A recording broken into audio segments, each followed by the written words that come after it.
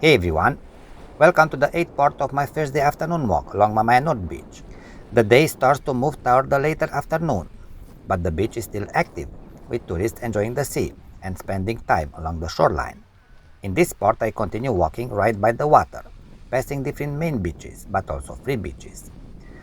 So if you feel like taking a few minutes to relax and enjoy the seaside atmosphere, just walk along with me and take in the views and the natural sounds of the Black Sea. Thanks for being here. Cheers!